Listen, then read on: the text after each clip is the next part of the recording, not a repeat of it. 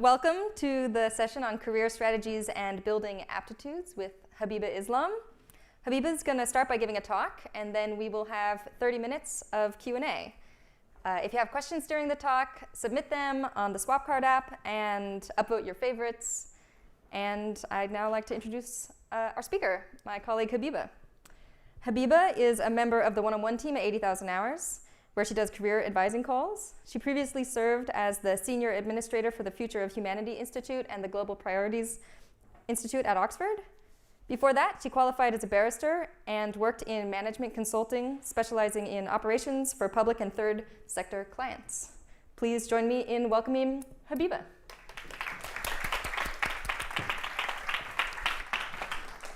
Thanks, Arden. Okay, so today I want to talk about career strategies, because you're here at Effective Altruism Global. You want to use your career to do a bunch of good. But it's not always straightforward working out what that specifically means for your career choices. After all, careers are multi-decade long things, and you're probably going to have the most impact later on down the line.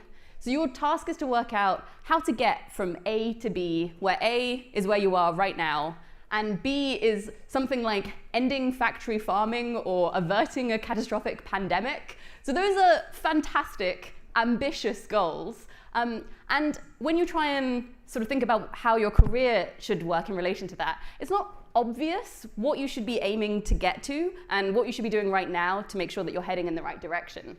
So I want to talk a bit about career strategy. That's why I want to focus on that for this talk. And what I would like to sort of do is, first of all, set out one kind of framework that you could use for this, focusing on a sort of simplified version of just focusing on causes.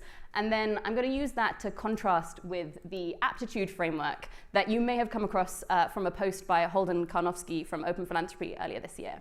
And then I'm going to share some of my personal thoughts on the Aptitude framework. I should flag that this is very much not official 80K opinion. This is Habiba's own thoughts on this.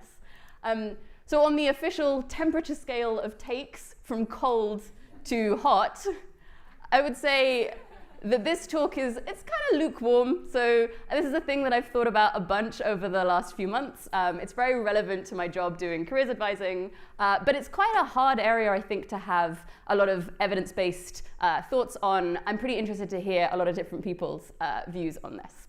So yeah, very much personal thoughts. Okay, so if you're thinking about career strategy, how do I get from A to B? One thing that you could do is sort of have a cause-focused framework here.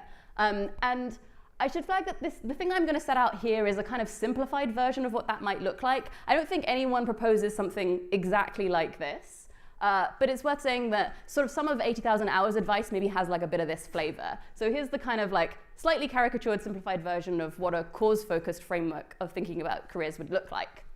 So what's the motivating idea? Well, you might think that your impact across the course of your career is determined by these three factors multiplied together. We've got the pressingness of the problem, the effectiveness of the opportunity, and then your personal fit for the specific role. And when you're thinking about each of these three things, maybe you think that the pressingness of the problem is the biggest deal, right? So if you hold everything else constant, you're going to get the biggest gains and impact by switching to a more effective cause area or working on a more pressing problem than you would by, for example, switching to a role with like slightly better fit.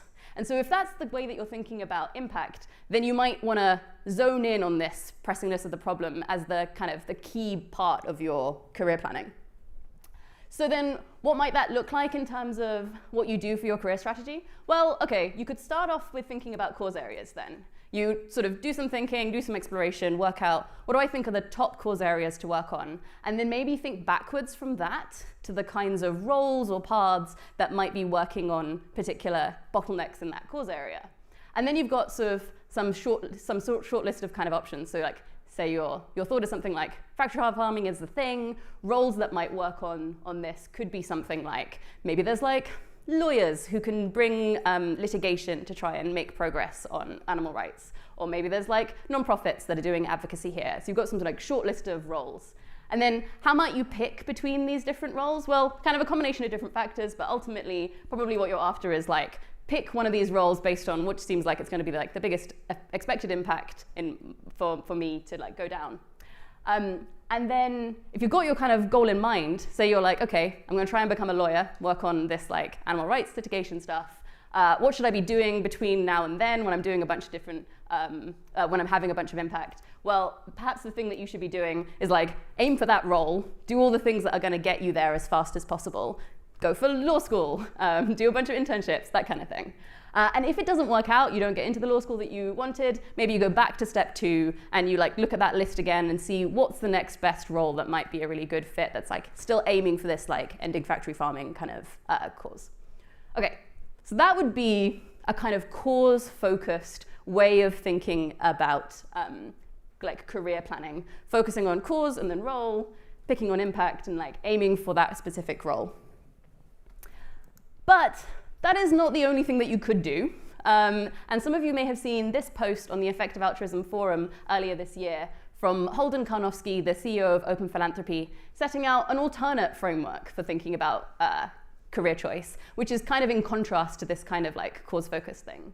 So I think the motivating thought that, that Holden may have had is probably something like, hang on, I'm not really sure that that's how people have actually like got to impactful roles. Like if I look around me and see like who's doing really amazing stuff, who's having like a ton of impact, what do they actually do to get to where they are? Well, they really actually just went and got really amazing at something that they were great at. And then it like opened up a bunch of opportunities and they managed to get into like really impactful roles where now they're like a grant maker at Open Phil, or they're like on the board of like OpenAI or something like that.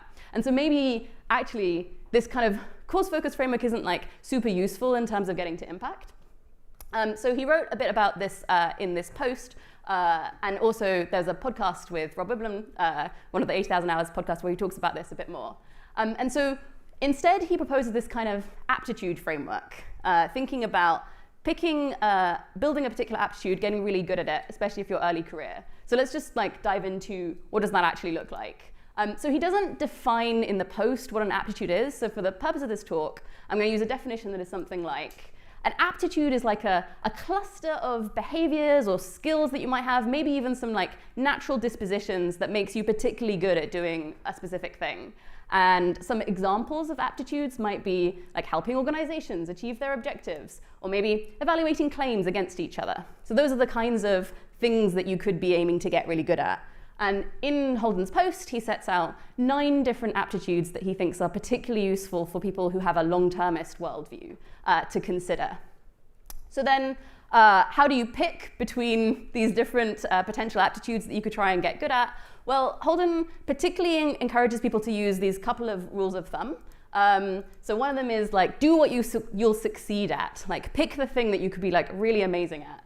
And the other one is, take your intuitions and your feelings seriously. If you have some like misgivings about something, or there's like another one that you just like really feel actually like gut motivated, that you just have so many great ideas for this particular area, like pay attention to that and like use that to inform some of your decision making. And then the thing that you should do is like go get really good at this aptitude once you've picked one. Okay, so the aptitude framework looks like, aptitude is the thing to focus on, not cause area, not a specific role. Pick an aptitude and pick between them based on this thing that you might call like personal fit. And maybe that's some combination of like proficiency in this particular aptitude, plus also this kind of like maybe some like gut level excitement about or motivation to do really well at it. And then the thing that you should do as this kind of career strategy is go get great at that aptitude. Like that's your goal. Do as well as you possibly can at like building that kind of aptitude, and then later on down the line you're gonna try and like apply it to have as much impact as possible. So what I want to do is go through each of these 3 pieces of the aptitude framework and share some thoughts on sort of what I think about it, how strong this seems to be as like a career strategy. Are you with me so far? Okay, we got nods in the room. Cool, so first piece, what to focus on. Should it be aptitude as the thing to focus on? Should we be taking more of this kind of like cause or role focused thing?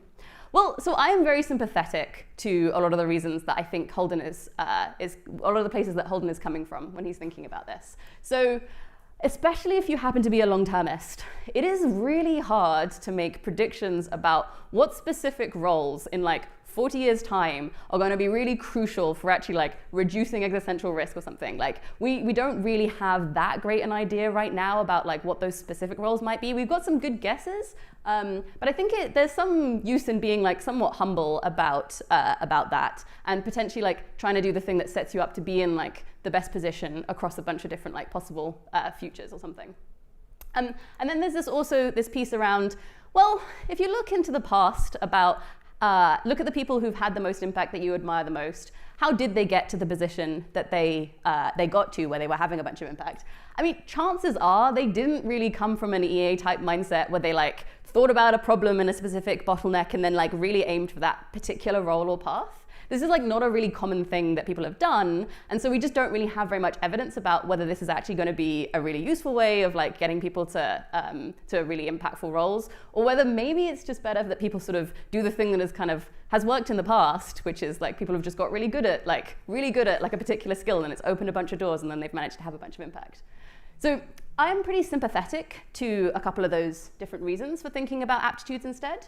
But I have some reservations that I don't think this takes us all the way from focusing away from like cause area roles onto aptitudes in general.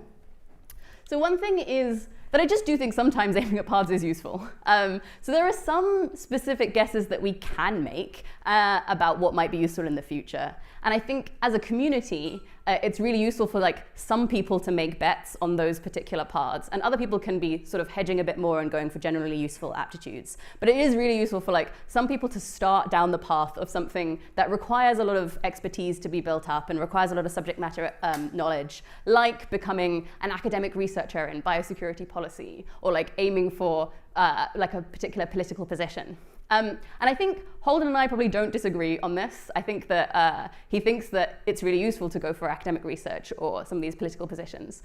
But what's going on here is that he's got them in the framework, but they're kind of classed as sort of like specific aptitudes. There's like an aptitude for academic research. There's an aptitude for like political and bureaucratic aptitudes.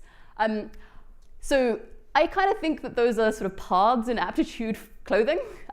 Is that a problem? Is this just semantics? Is it actually like if the aptitude framework covers off these paths, is there actually a problem here? Well, I think I would go one step further and say that, you know, if we actually want people to go for some of these specific paths, if you're trying to do that, then I think some of the most useful careers advice for you is going to be more path specific. It's going to be about what are the specific institutions, who are the people that I need to know, what's the well-trodden route for people aiming for this specific path.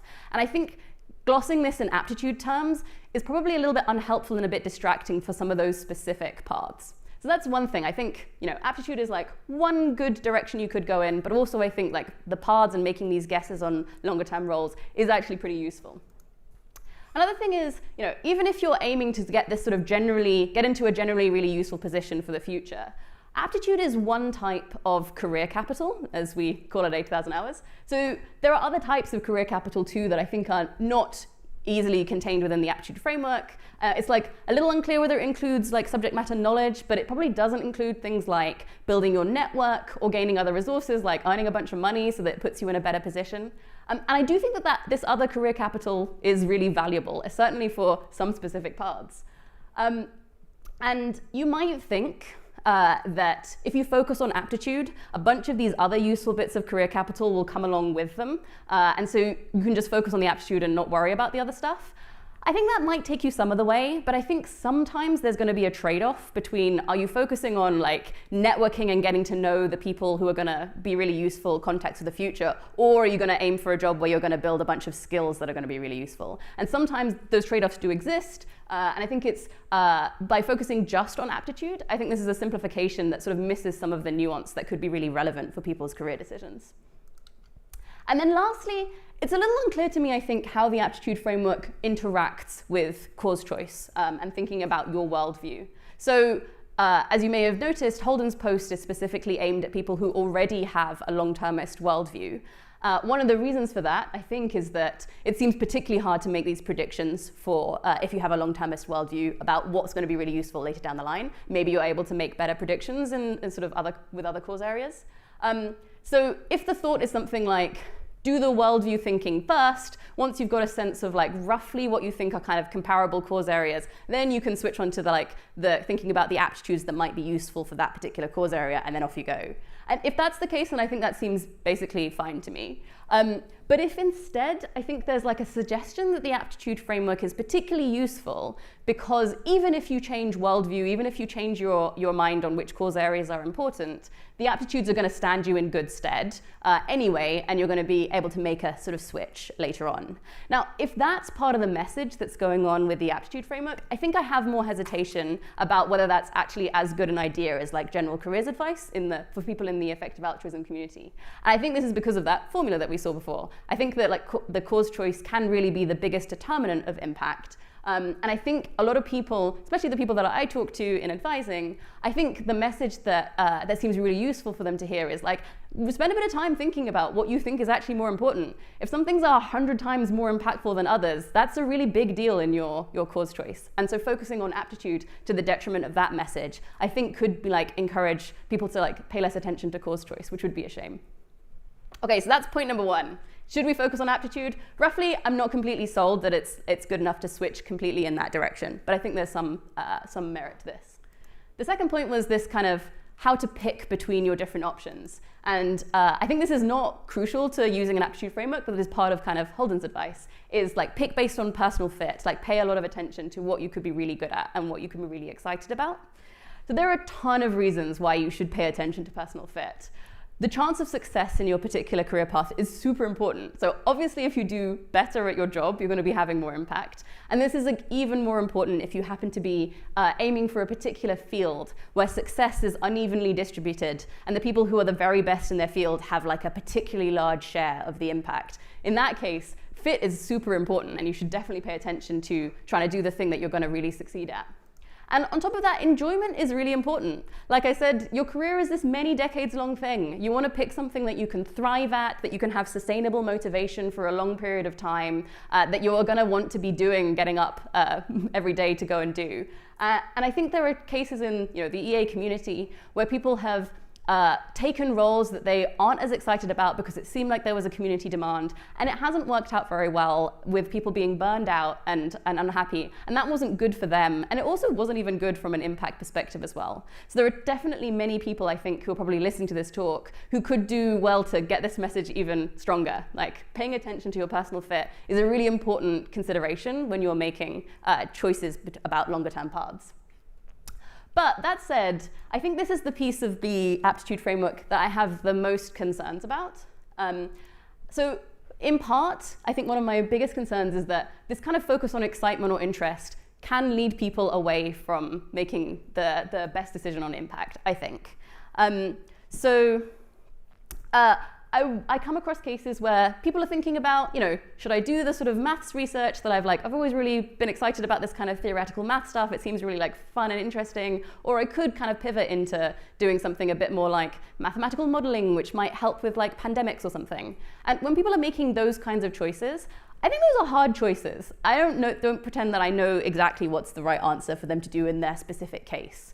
But I am excited about people paying attention to what seems like it's going to have the most impact in their career, and not just which thing that they have the most kind of like gut level excitement for. And I think that this kind of focus on impact is like an important cultural value for the EA community at large. I think I would be sad if we moved more towards kind of a message of like, do things that you can be really successful at, rather than like do the thing that you think is going to have the most impact. In large part because I think that that's like instrumentally useful for encouraging us to have more impact. But I also just think that the entire rest of the world is just trying to do things that they're good at. One of the things I really value about the EA community is like people are actively trying to make decisions on trying to help the world as much as they can.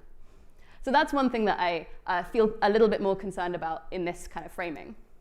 And then also there's this other piece that sort of, picking between different things based on personal fit can be really useful for some people, but I just think it's not that decisive for other people. So for some people, they have what you might call like a spiky skill set. There's some things that they're really good at, and they're just like obviously way more excited and way better at that thing than they are at other things. But then, for those people, I think this kind of advice is just like tailor-made, and I can understand why the aptitude framework really resonates with them.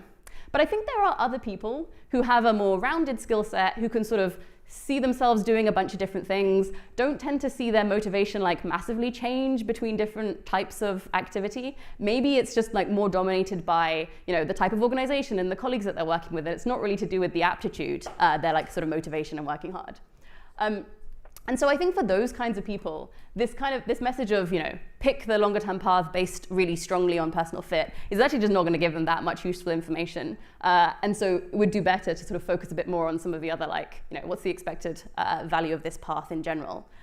I think I would put myself in this category, and often when I talk to people with like similar-ish backgrounds who've done kind of consulting and who've like done stuff that like, you know, you were working for the man and like doing something that wasn't that aligned with your motivations, but worked really hard at it anyway. I think people in that kind of situation often end up feeling a bit like this. That's my guess. So that's the, sorry, I'm over back. That's the sort of my thoughts on how to pick between different options. I think for a lot of people, like a lot of people could stand to hear a bit more, you know, pay attention to personal fit. It's really important. But for a lot of people, I think maybe this is not quite the most useful or most helpful advice. Okay, and then the last bit, this sort of part 3, what should your career strategy be along the way? And the aptitude framework says, once you pick your aptitude, go get great at that aptitude. And this is the bit that I think I like the most about it. I think it's really, as Holden says, it's action guiding. You know, it's often quite hard to know what specific thing you should be doing to try and get yourself in a position for a role many decades down the line. But it is a lot easier for you to tell, like, how can I get good at this specific skill? You know, there's like colleagues and an organization around you that are probably going to be helping you and like do that kind of thing. It also can be just like particularly motivating as like professional development goals. So I think it's great on that respect. And then also, as a community, I think it's really good for us to be valuing people doing this skill building. We really need people who are very good at things, and it takes a while to build up that skills. I do think that, you know, not all of the most important roles for having an impact are sort of within EA organizations, and certainly the places that are best to learn skills are not always in EA organizations. And we need people to go and like get really good at stuff and bring those skills to bear on like impactful issues. And so the extent to which, you know, this aptitude framework gives like community support and validation for going and doing that skill building, I think that's a great thing. I think my quibbles here are more a little bit about framing. So in the original post, Holden talks a bit about aiming to become world class. Now I think people vary on this. Like some people find this framing of like go be world class at something to be really inspirational and a great ambitious goal, and that's great.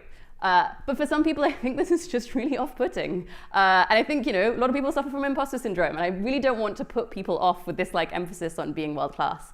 I think that you can still have ambitious goals that are maybe framed in like slightly different ways. Like personally, I think I would find an ambitious goal framed in terms of like aim to get to work at this place or in this kind of role to be a bit more like similarly ambitious, but not quite as off-putting. So I would say that this is not a crucial part of the framework, though. I think the general message is not like you have to become world class. It's more like go get better at it than you are right now. Go get as good as you can personally get at the thing, and in which case that seems good. And then lastly, I think I just do want to float that you know, different career strategies are important at different points in your career. So at ATK, we sort of have this like 3-part framework of the different kinds of career stages that you might find yourself at. So, you know, early on, you might want to focus on exploration to just test out a few different things and work out what you're good at. And then you might want to get to this stage where you, invest pretty hard in your skill sets and like aim for a particular thing. And then at some point, you want to cash it in, deploy those skills, do a bunch of good, like start working on direct impact. And so roughly you might think of these as like things that you do chronologically at different stages, but they will always be a bit of a mix of these different priorities at any point. And so you might want to stay alert to opportunities, keep your eyes out for opportunities to sort of deploy your skills like maybe earlier than you might think. You also might want to make sure that you do a bunch of exploration before you specifically focus on one particular aptitude and don't neglect that as well. The sort of go get great at the thing is very much focused on this kind of invest stage, which is roughly what most people should be doing kind of early career, which is what Holden's aptitude framework is particularly aimed at. So I think it's great, but I just want to point out that you don't definitely want to not neglect exploring early on. Don't like double down too quickly on a particular thing that just happens to be the one thing that you've done at university that you liked. Definitely explore a bit, then go get great at it, and then do make sure that you look out for opportunities to use those skills maybe earlier than you might think. And I do often sort of talk to people who are have experience in the wide world and sort of often try and tell them how useful the skills are that they've already built up and how they can start using them sooner than they might think. Okay, so those are the 3 parts. Where does that leave us overall? Well, what to focus on? I think aptitudes are a pretty useful thing, but I think sometimes we also want to not lose focus on sometimes the specific path is a useful thing to focus on. And I'm particularly keen to not lose as much kind of community focus on cause choice being an important part of career planning. And then how to pick between different things. This is just really hard to give general advice to everyone on, right? I think for some people, you really want to pay more attention to personal fit than you are already. And some people, maybe you want to de-emphasize that a little bit. And you've got to work out what is right for you. But my biggest concern is perhaps this focus on the sense to which focusing on personal fit is emphasizing this focus on your motivation or your interest and whether that might lead away from impact. And then lastly, what career strategy? Yeah, I kind of particularly like this sort of explore, invest, do good, or deploy kind of framework that we have. So I guess closing thought is something it's pretty hard to get a framework that covers absolutely everything and works for absolutely everyone. I think one of the things that Holden talks about is that it just seems useful to try on different frameworks for size and see what works for you. So I think if you haven't already checked these things out, I definitely recommend people checking out 80,000 Hours, web resources on career planning, and also checking out Holden's Aptitudes framework post and seeing what seems like it might be useful for you and what kind of seem like good takeaways. Cool. Thank you very much. And I'm just gonna sit down and Arden's gonna come back on stage and we're gonna do a Q&A now.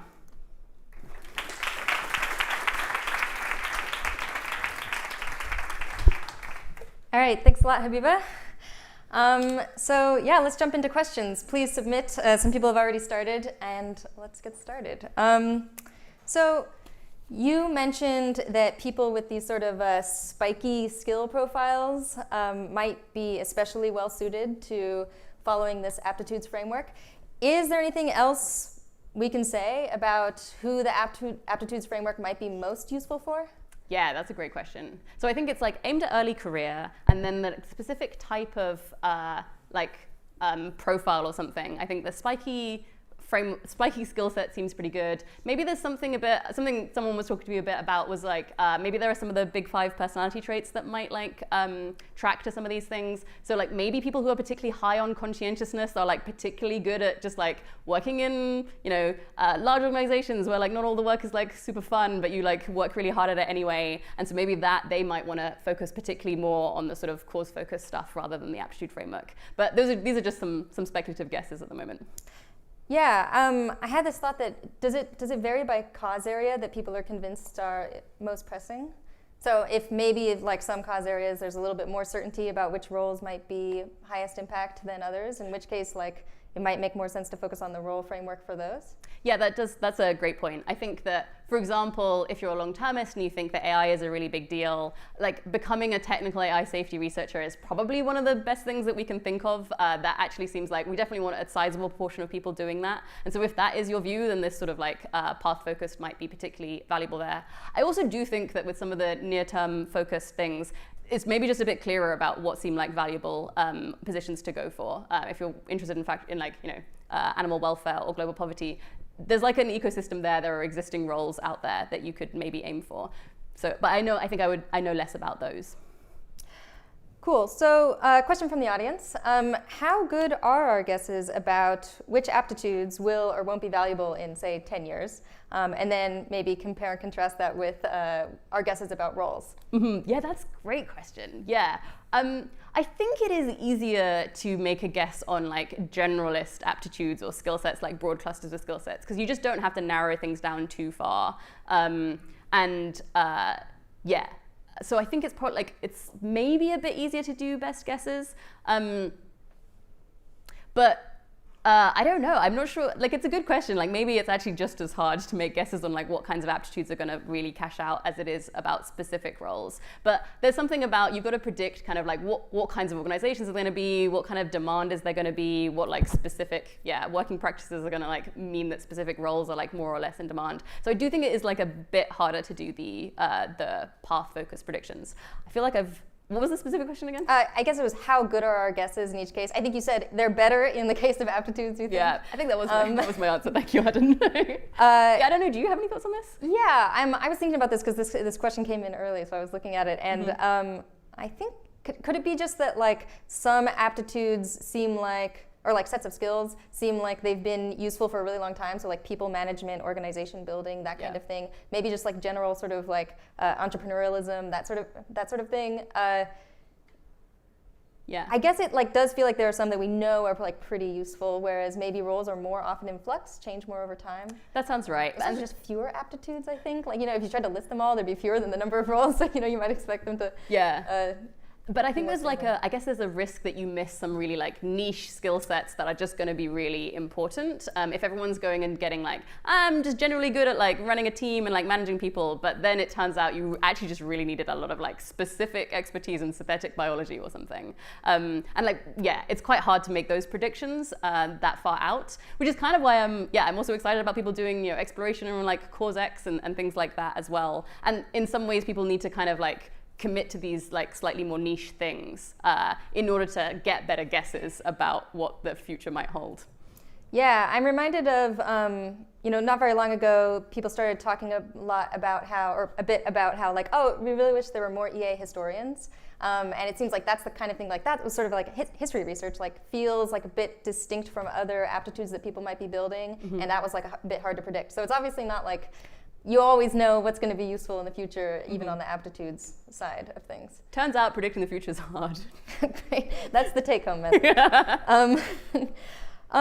Cool. Okay. Yeah. So, in terms of like exploring different aptitudes, do you have any just thoughts, advice for how people can explore different aptitudes, and how might that differ from advice on exploring different career paths? That's a great question. Yeah. So I guess I'm thinking in my head about someone who's like doing their undergrad and is thinking, or maybe in the first couple of years of work, and they're thinking about what to do.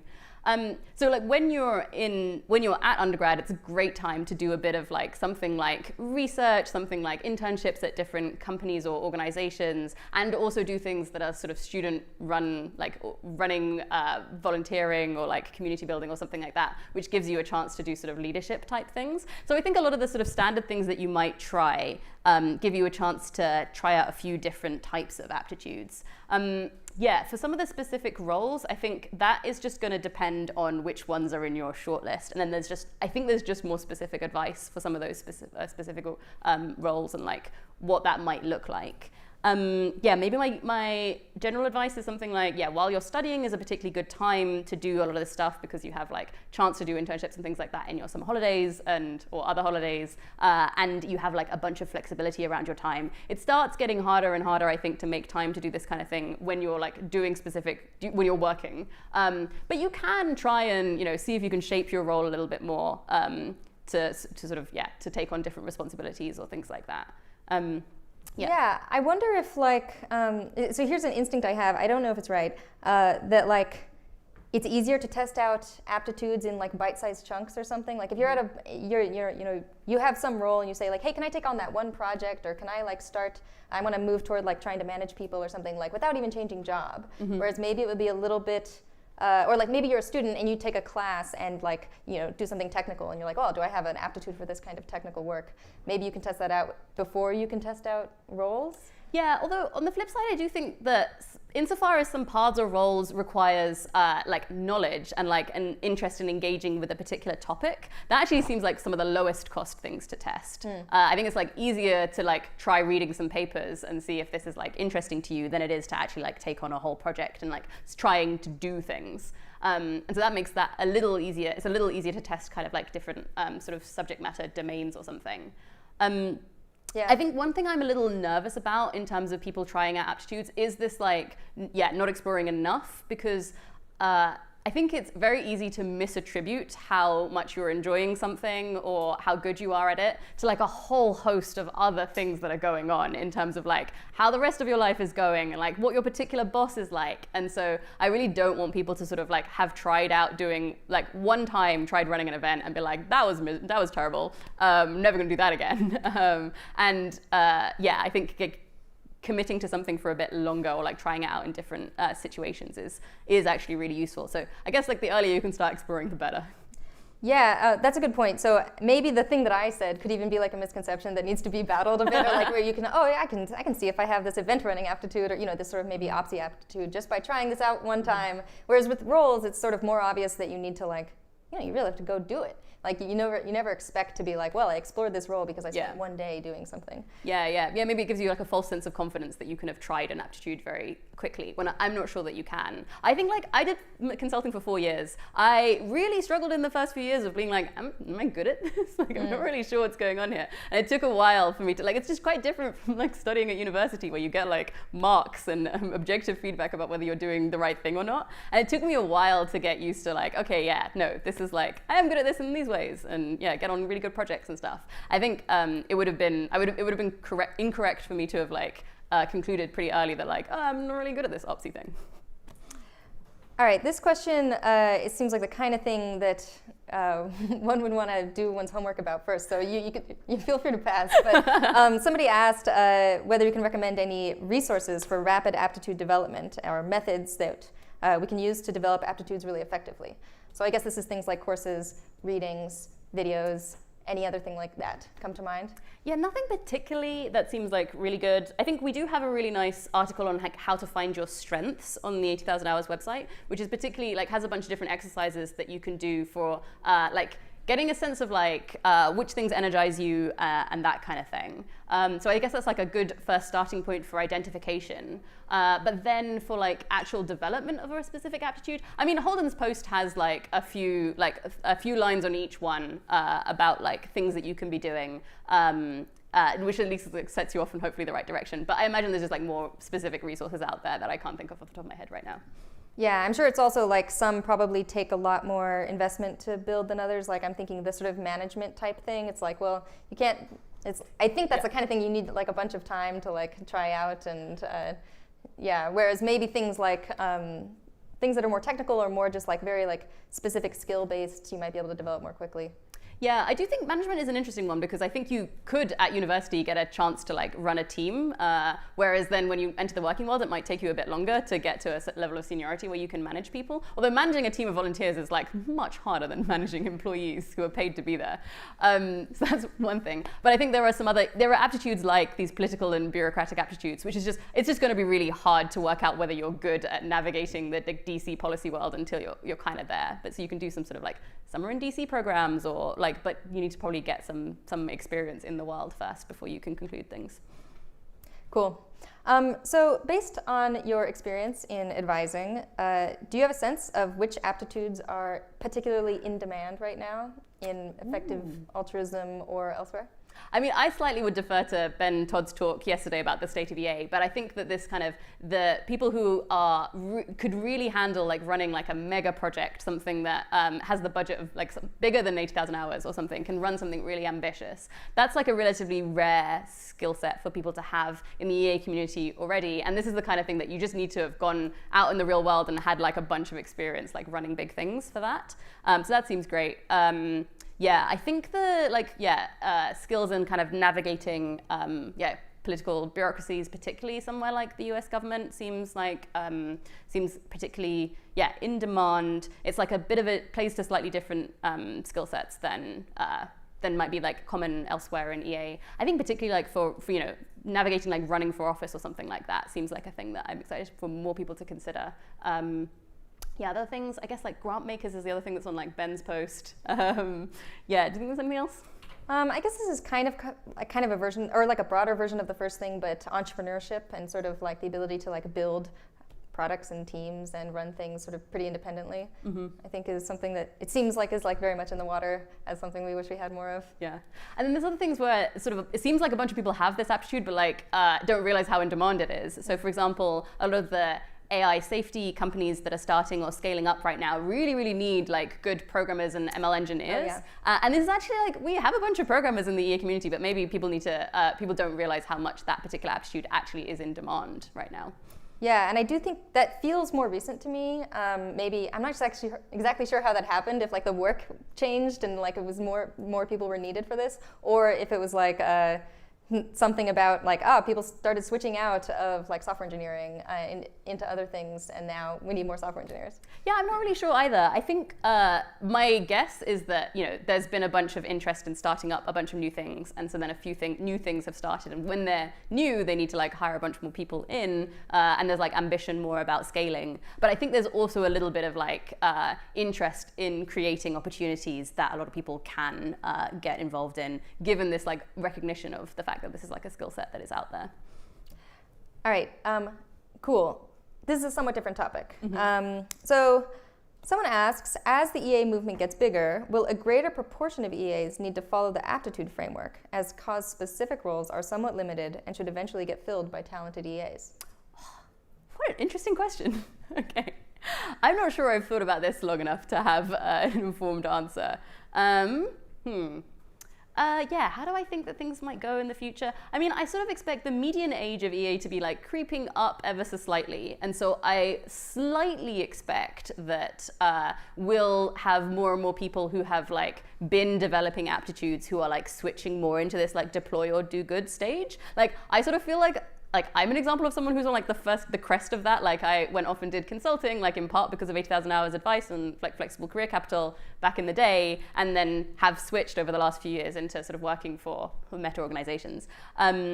So in some ways, I feel a little bit like the aptitude emphasis is going to be a little less pressing for the community, because like naturally people will have hopefully have done a bunch of this skill building already, and so we'll have a bigger pool of people with like a broad range of skill sets.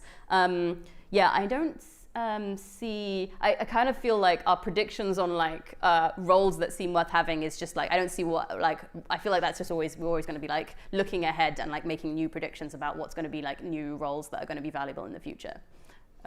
Yeah, I actually have an instinct that I think this is in the same direction as what you said, that it will go the other way. So I think at least, okay, I guess in a good case, right? Like it could go off the rails, but in a good case, people would, as people explore more areas and people try things out, they see if it works, they see if it doesn't.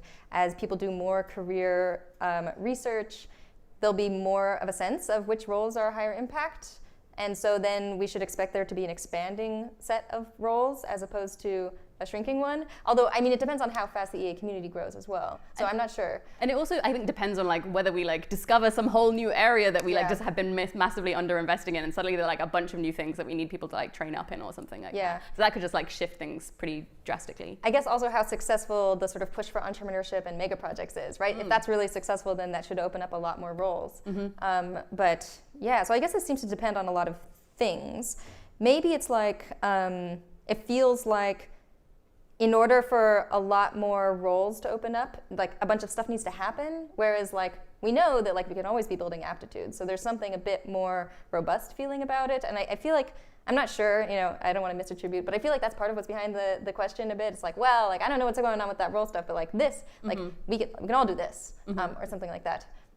Does that sound right to you? I think I do find that appeal of the Aptitude framework. And again, I think when you take the sort of portfolio approach, looking at across the EA community, what do we want different people to be doing? It just seems kind of good for some people to be having these like slightly more hedged kind of generalist aptitudes. We're going to be able to rely on these people to be able to like run organizations in the future. But I think we also do want like some of this emphasis on the role stuff as well. And it's hard to tell how that balance is going to go in the future though.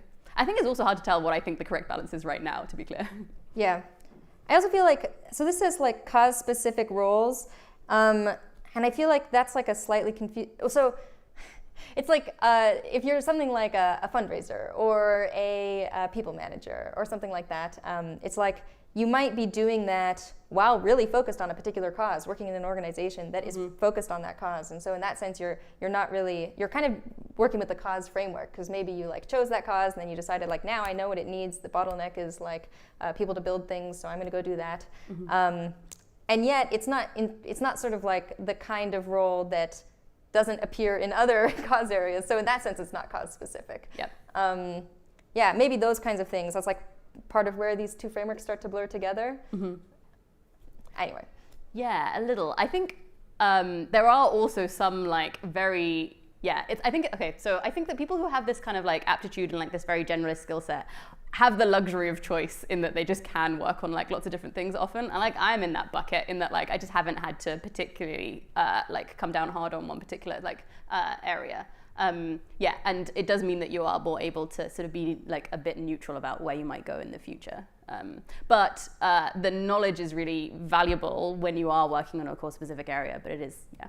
Yeah, thanks for rescuing my terrible question. I appreciate that. Okay, somebody asks, very simple, how can you tell if you're kicking ass at something? Yeah, so again, I would defer to Holden's post. He like has some like, so one of the things that's really good about it is like focus on trying to be action guiding. He's like, this is the aptitude, this is what it looks like, this is the kind of the way that you can tell if you're on track. I guess some like general things are, you know, are you getting good feedback from colleagues or people around you?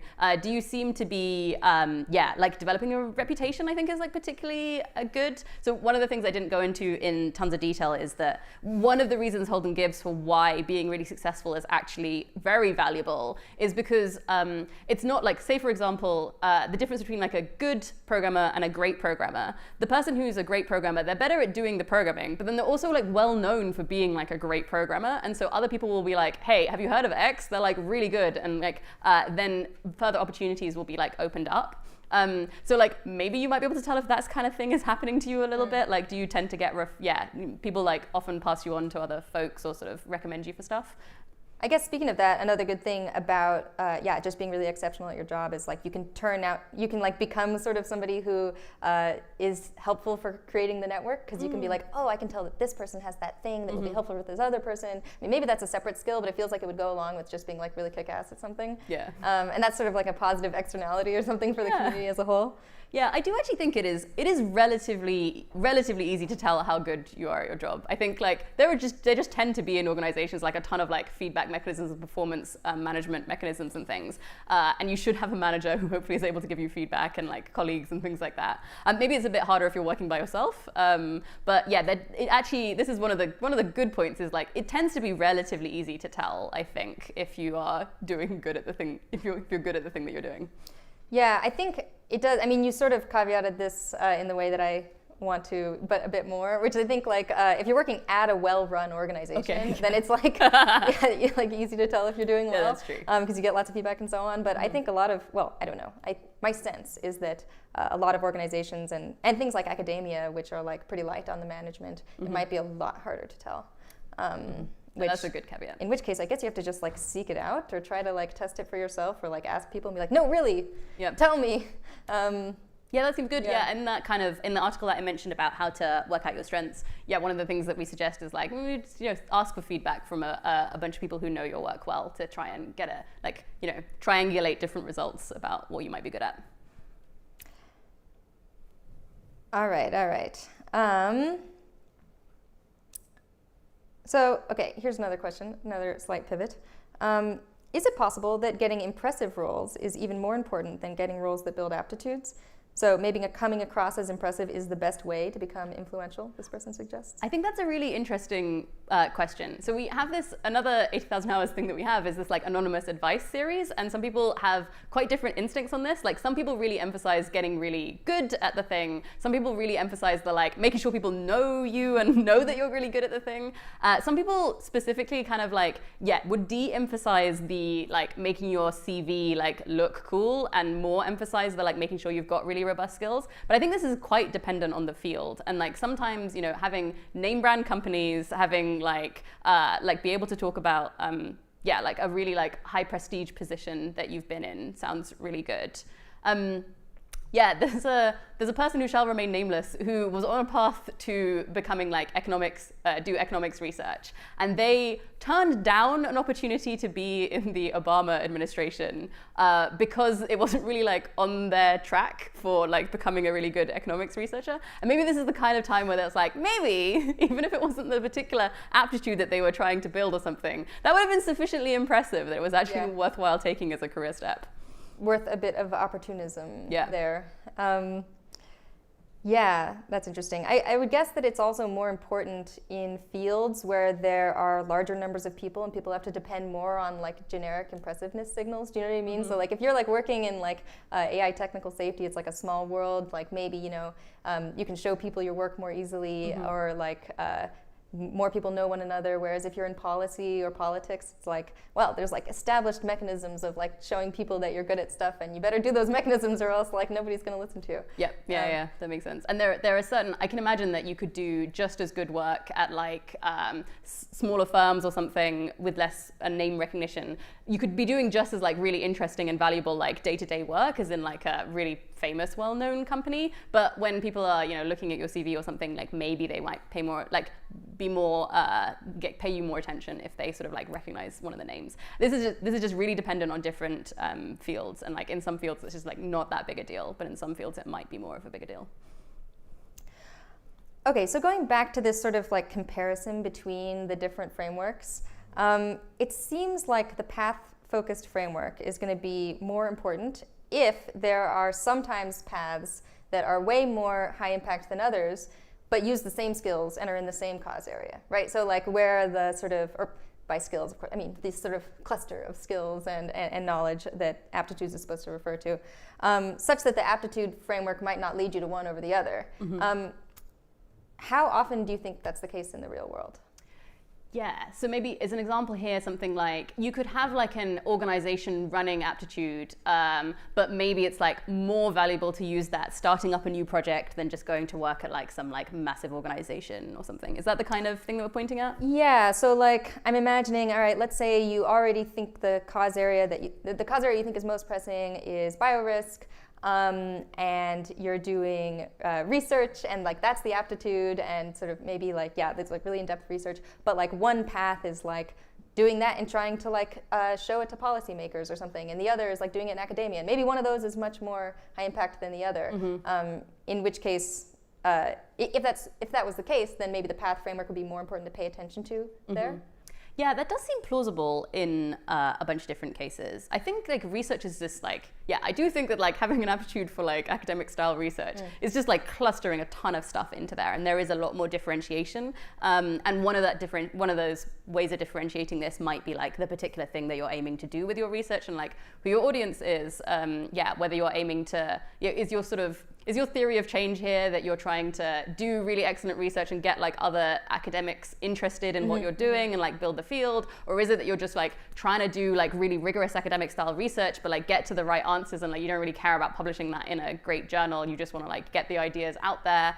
Or is it that you want to like actually interface a bunch with like policymakers, and so you want to have pretty close connections? Like all of these, like might be different flavors of, I mean some of them use slightly different skills, but they are slightly different focused paths. So I think that, I'm not sure about how common this is overall, but it definitely does seem like, at least the example that you point to around academic research, it does feel like there are going to be like different subpaths here, and like maybe this relates to kind of what your theory of impact might be. All right, cool. I'm gonna take a moment to read the new questions here. Mm-hmm. Yeah, and if you do have favorites of the questions, then you can like upvote them to help Arden's job out here. Yeah.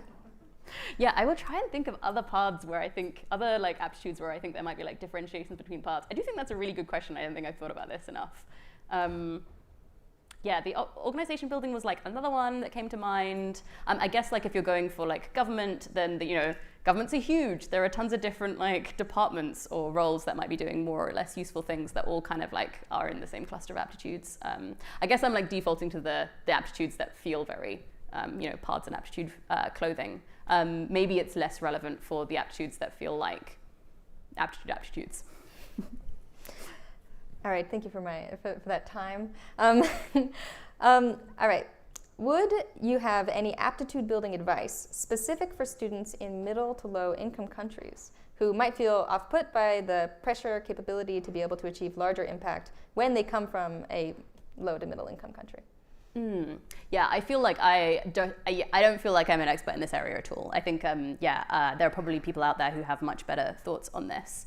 But in general, maybe this is the kind of thing where, maybe my instinct is that like this is actually where like credentials or something might go further than like aptitudes, because maybe you want to be, doing the thing that you can to get like, recognizable organizations, or like, can you do something with like like maybe like with national government or with like international organizations or something, or multilateral corporations, like things that then might have a lot of cachet. So that's like one thought there. But if you're specifically focusing on developing aptitudes, I think I probably don't have any like generalizable advice to all low and middle income countries. Probably the opportunities in your area better than I do. Yeah, I could imagine that like some resources for building aptitudes are more location specific, and more often expensive, like university educations, and things that you can do there. Whereas like presumably there's a lot of like other resources that are more freely available. So I guess that's one place to start, but I agree, this is a hard question that I I mean, if you have better answers, put it in the chat and help that person out better than I can. Nice. Okay, so one thing you mentioned during the talk was that the aptitude framework felt really motivating, and one reason is that it sort of encourages validation and support for people who are building aptitudes in the EA community. And yeah, I'm just curious if you have any more thoughts on ways that we can like enhance that validation and support for people who are trying to figure out what they're good at, what they can excel at, and how they can eventually use it. Yeah, there was a really interesting thing recently on the forum where like people were encouraged to write about their jobs, which I think was really nice. And yeah, that was cool. Yeah, it's one of the things that you were talking about with this kind of the externality of like, if you're good at the thing, you can like help others and give them advice. And I think the sort of like positive reinforcement around, people feeling like they can sort of still be very connected and valued in the EA community for the knowledge that they've got in their particular area sounds really good.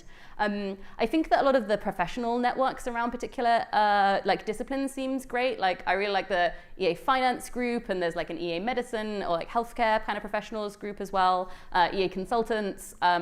These might be like communities where it's, you're like kind of connecting with like-minded people, feeling like like there's like events and like newsletters and sort of things that are tailored towards what you're doing, and that can help you feel like you're on, connected with value and like on the right path. Yeah, I also feel like I feel like the language of aptitudes is really helpful here, because you can be like, what are you up to? And you'll be like, well, I'm working on becoming like a great organization builder or something like that. And instead of like, well, I'm exploring or I'm building career capital, which sounds a little bit generic. I'm not sure. Maybe it's just because it's new and shiny, and so then I'm like, ooh, like that sounds good. Aptitudes is the new hot thing on the block. Yeah. Okay. Are you building any aptitudes right now? Yeah, so I do think that I'm probably putting relatively more emphasis on the third stage of the kind of career priorities at the moment. The sort of like that is? Yes, so this is the like deploying your skills or doing good. Like I think I'm still probably not at the sort of, I've got plenty of career left ahead of me, hopefully. But I think we're both in situations where we've found, hopefully, like particularly good opportunities to use the skills that we've already built up already. But at the same time, I think I'm definitely improving, hopefully, at a bunch of different things. I would say that like right now, I'm much more interested in building my own like knowledge of particular cause areas and like the nuances of arguments in different things. Like have particularly been focusing on like, different arguments for whether to focus on long-termism or existential risk and like broad long-termism, and like getting a better understanding of like AI timelines and like different causes of risk there, which I don't know whether that counts necessarily as an aptitude. Like I am more interested in the knowledge specific stuff right now. I just feel like there's so much more that I want to learn.